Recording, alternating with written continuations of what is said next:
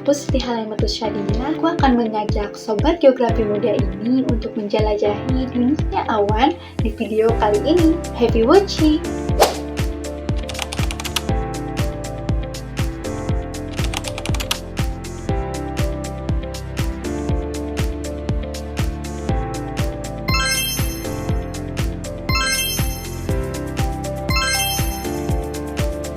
Halo Sobat Geografi Muda, sudah siap untuk memulai pembelajaran kali ini? Sebelum kita memasuki materi, alangkah baiknya kita berdoa terlebih dahulu yuk. Berdoa sesuai ajaran dan kepercayaan masing-masing dimulai. Berdoa selesai. Pada video kali ini, kita akan menjelajahi dunia awan yang menakutkan. Siap untuk belajar? Yuk! Duduk yang nyaman dan siapkan buku catatannya ya.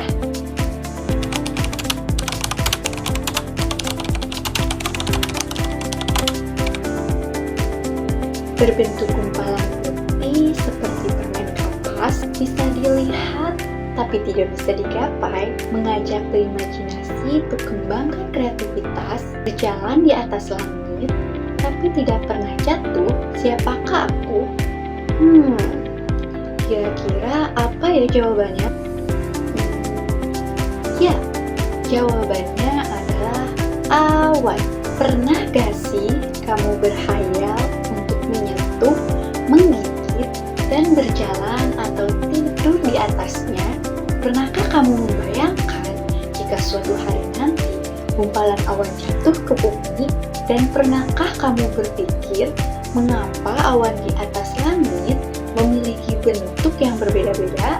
Setelah menyimak video ini, saya harap semoga Sobat Geografi Muda ini bisa menjawab semua pertanyaan-pertanyaan yang sering muncul ini. Awan terbentuk melalui proses kondensasi uap air. Proses kondensasi pada awan terjadi ketika uap air di atmosfer mendingin dan berubah menjadi tetesan air atau kristal es.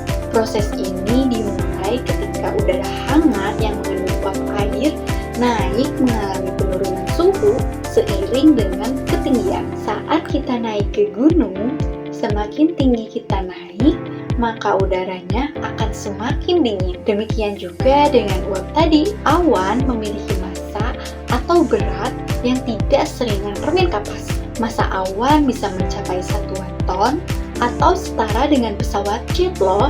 Lantas, mengapa awan tidak jatuh meskipun memiliki massa yang berat? Alasannya yaitu karena udara yang menyebabkan pembentukan awan membuat awan tetap melayang di udara.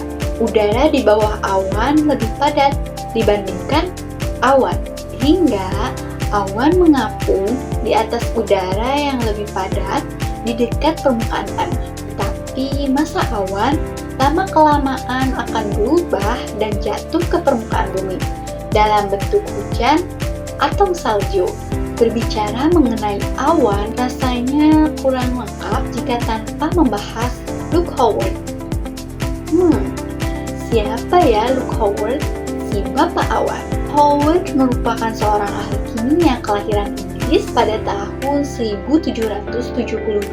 Kecintaannya pada langit membuat Howard menjadi seorang meteorolog berpengaruh, khususnya pada studi tentang awan. Howard berhasil mengklasifikasikan bentuk dasar awan dan kombinasinya. Pertama, ada awan rendah. Awan rendah merupakan awan yang berada di ketinggian kurang dari 2 km di atas permukaan tanah. Contoh awan rendah yaitu awan stratus, nimbostratus, dan juga stratus cumulus. Yang kedua ada awan tengah.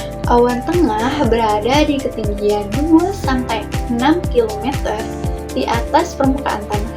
Awan ini biasanya lebih tebal dan dapat berwarna abu-abu dengan potensi menurunkan hujan ringan. Contoh awan tengah yaitu awan altostratus dan altocumulus. Ketiga ada awan tinggi. Awan tinggi berada di ketinggian 6-12 km di atas permukaan tanah. Awan tinggi memiliki karakteristik yang unik dan seringkali menjadi indikator penting dalam perakiraan cuaca.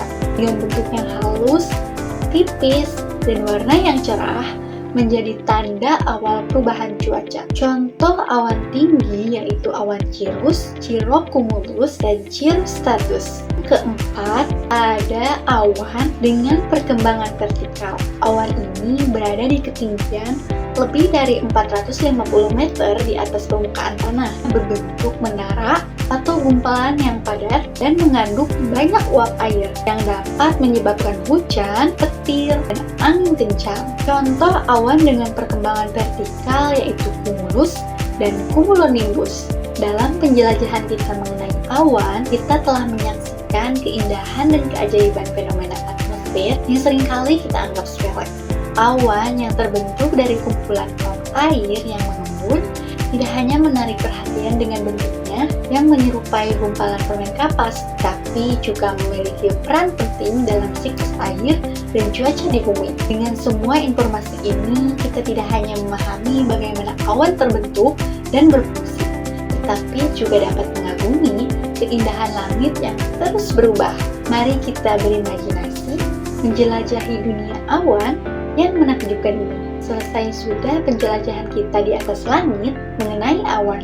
Kira-kira ini termasuk jenis awan apa ya? Tulis di kolom komentar. Terima kasih sudah menonton. Sampai ketemu lagi di video pembelajaran selanjutnya. See you!